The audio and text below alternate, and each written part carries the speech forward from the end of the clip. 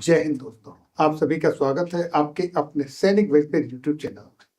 दोस्तों, 8 पे कमीशन में फिटमेंट फैक्टर कैसे बदलता है, क्या क्या फैक्टर हैं जिनकी बदौलत फिटमेंट फैक्टर सेट होता है, उनमें सबसे महत्वपूर्ण जो फैक्टर है वो है महंगाई का।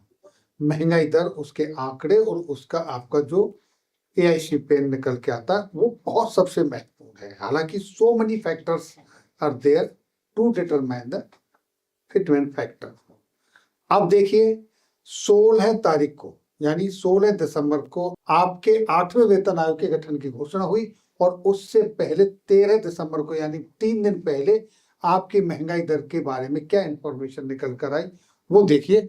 The big news of the day, that is CPI data. Some relief on the macro front ahead of next month's Monetary Policy Committee meeting. Retail inflation for December has eased to a 4-month low of 5.22%. सोमवार को जारी सरकारी आंकड़ों के मुताबिक खुदरा मुद्रास्फीति दिसंबर में घटकर 4 महीने के निचले स्तर 5.22% पर आ गई, जबकि नवंबर में ये 5.48% थी।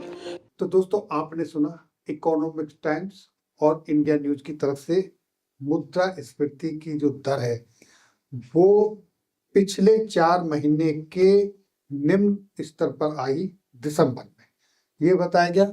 अब देखिए दोस्तों, महंगाई भत्ता जनवरी 2025 से जो आपको मिलने वाला है, जिसके जो 1 महीने के मात्र आंकड़े आने बाकी हैं जो दिसंबर महीने के हैं, वो अभी घटा है, जैसा कि अभी आपने न्यूज में सुना। और यही चीज देखिए दोस्तों, प्रिंट मीडिया में भी ये खबर है जो विभिन्न न्यूज़पेपरों में आई है, जैसे कि आपके सामने है हिंदुस्तान। महंगाई के मोर्चे पर राहत, दिसंबर में 4 महीने के निचले स्तर पर रिटेल महंगाई। दिसंबर के महीने में जो महंगाई दर है 4 महीने के निचले स्तर पर पहुंच चुकी है। नवंबर के महीने में ये जो महंगाई दर थी ये थी 5.48% और अब ये घटकर हो गई है 5.22। और ये जो महंगाई दर की बात चल रही दोस्तों, ये खाद्य सामग्री की बात है। खाद्य सामग्री में जिसका सबसे बड़ा रोल रहता है, लेकिन अभी इसके साथ साथ और क्या क्या है।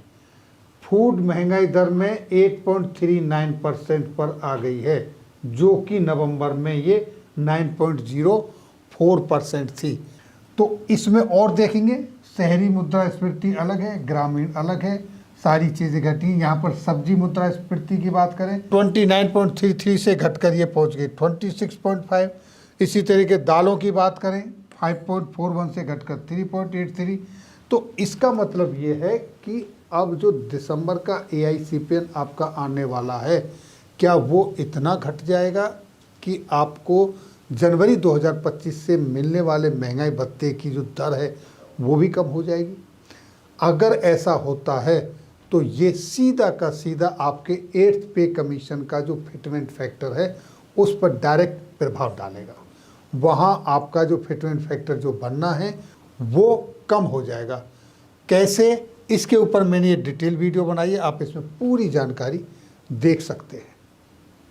अब आते हैं हम अपने असली मुद्दे पर। 2026 से जो आपको 8वां वेतन आयोग मिलेगा। अब देखिए, सेकंड CPC में बढ़ोतरी हुई 14.2%, थर्ड CPC में बढ़ोतरी हुई 20.6 और इस तरीके से ये आपकी हर CPC में बढ़ोतरी हुई।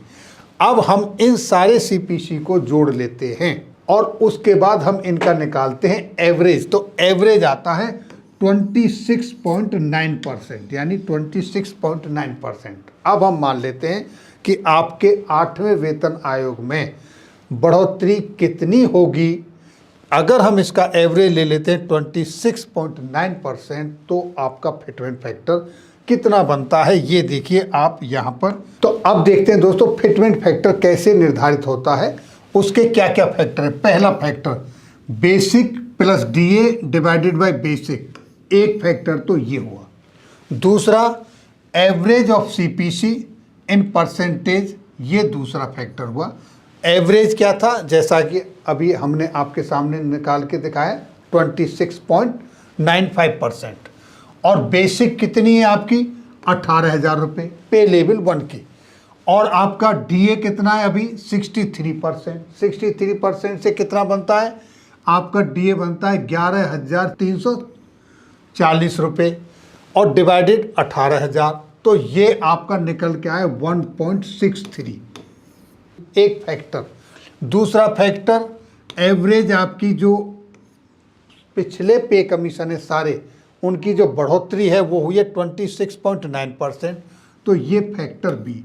अब फैक्टर ए प्लस फैक्टर बी, ये आपका न्यू फिटमेंट फैक्टर बना 2.07%। 2.07% के हिसाब से आपको अगला जो वेतन आयोग है वो मिलना चाहिए। अब इसमें ये एवरेज को ना लें, वो 7 जो स्टेप्स हैं उनके हिसाब से चलें।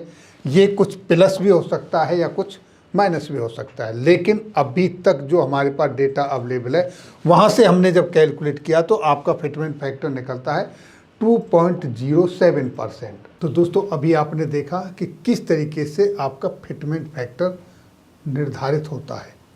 ये थी जानकारी आज की इस वीडियो में। फिर मिलेंगे आपके वेलफेयर से जुड़ी किसी अन्य जानकारी के साथ अगली वीडियो में। तब तक के लिए जय हिंद, जय भारत।